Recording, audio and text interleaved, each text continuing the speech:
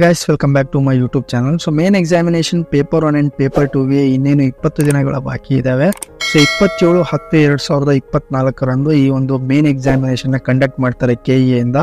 So ಅದೇ ರೀತಿ ತುಂಬಾ ಜನ ಕಮೆಂಟ್ ಮಾಡಿ ಕೇಳ್ತಾ ಇದ್ರು, ಸೊ ಈ ಒಂದು ಮೇನ್ ಎಕ್ಸಾಮಿನೇಷನ್ ಗೆ ಯಾರು ಅರ್ಹರು, ಸೊ ಎಲ್ಲಾ ಅಭ್ಯರ್ಥಿಗಳು ಈ ಒಂದು ಮೇನ್ ಎಕ್ಸಾಮ್ ನ ಅಟೆಂಡ್ ಮಾಡಬಹುದಾ ಅಥವಾ ಕಡ್ಡಾಯ ಕನ್ನಡ ಪರೀಕ್ಷೆಯಲ್ಲಿ ಪಾಸ್ ಆದವರು ಮಾತ್ರ, ಕ್ವಾಲಿಫೈಡ್ ಆದವರು ಮಾತ್ರ ಈ ಒಂದು ಮುಖ್ಯ ಪರೀಕ್ಷೆಯನ್ನ ಬರೀಬೇಕಾ, ಸೊ ಏನು ಅಂತ ತುಂಬಾ ಜನ ಕಮೆಂಟ್ ಮಾಡಿ ಕೇಳ್ತಾ ಇದ್ರು.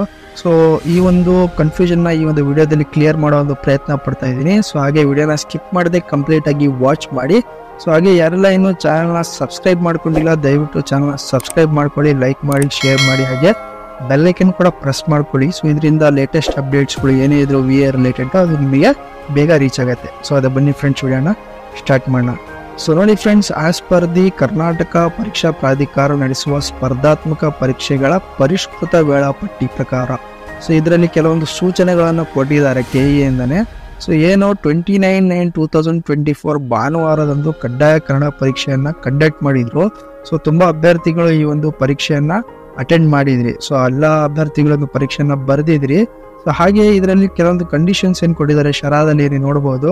ಸೊ ಈ ಒಂದು ಪರೀಕ್ಷೆಗೆ ಹಾಜರಾಗಿ ಅರ್ಹತೆ ಗಳಿಸಿದ್ದಲ್ಲಿ ಮಾತ್ರ ಮುಖ್ಯ ಪರೀಕ್ಷೆ ಬರೆಯಲು ಅವಕಾಶ ನೀಡಲಾಗುವುದು. ಸೊ ಈಗಾಗಲೇ ಈ ಒಂದು ಪರೀಕ್ಷೆನ ಕಂಡಕ್ಟ್ ಮಾಡಿದ್ದಾರೆ, ಹಾಗೆ ಕೀ ಆನ್ಸರ್ಸ್ ಕೂಡ ಪ್ರಕಟ ಮಾಡಿದ್ದಾರೆ.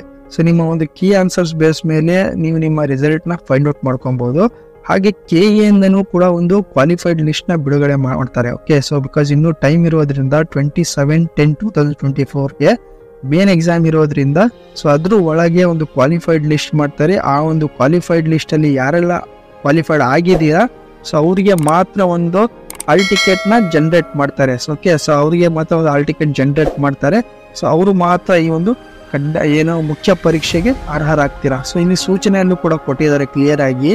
ಈಗಾಗಲೇ ಗ್ರಾಮ ಆಡಳಿತ ಅಧಿಕಾರಿ ಹುದ್ದೆಗೆ ಅರ್ಜಿ ಸಲ್ಲಿಸುವವರು ದಿನಾಂಕ 29/9/2024 ನಡೆಯುವ ಕಡ್ಡಾಯ ಕನ್ನಡ ಪರೀಕ್ಷೆಗೆ ಹಾಜರಾಗಿ ಅರ್ಹತೆ ಅಂಕ ಗಳಿಸಿದವರಿಗೆ, ಸೊ ಇಲ್ಲಿ ನೋಡಿ, ಅರ್ಹತೆ ಅಂಕ ಗಳಿಸಿದವರಿಗೆ ಮಾತ್ರ ದಿನಾಂಕ 27/10/2024 ನಡೆಯುವ ಸ್ಪರ್ಧಾತ್ಮಕ ಪರೀಕ್ಷೆಗೆ ಹಾಜರಾಗಲು ಅವಕಾಶ ನೀಡಲಾಗುವುದು.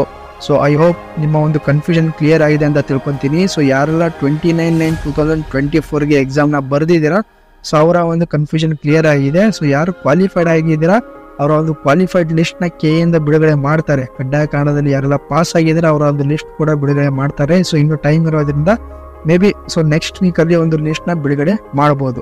ಸೊ ನೆಕ್ಸ್ಟ್ ಏನು ಹೊಸದಾಗಿ ಅರ್ಜಿ ಸಲ್ಲಿಸಿದ ಅಭ್ಯರ್ಥಿಗಳು ಏನ್ ಮಾಡಬೇಕು, ಸೊ ಇಲ್ಲಿ ನೋಡಬಹುದು 26/10/2024 ಶನಿವಾರದಂದು ಅವರಿಗೆ ಒಂದು ಕಡ್ಡಾಯ ಕನ್ನಡವನ್ನು ಕಂಡಕ್ಟ್ ಮಾಡ್ತಾರೆ. ಸೊ 26ರ ನಂತರ ಇಮಿಡಿಯೇಟ್ ನೆಕ್ಸ್ಟ್ ಡೇ ಏನಾಗಿದೆ ಮೇನ್ ಎಕ್ಸಾಮ್ ಇದೆ.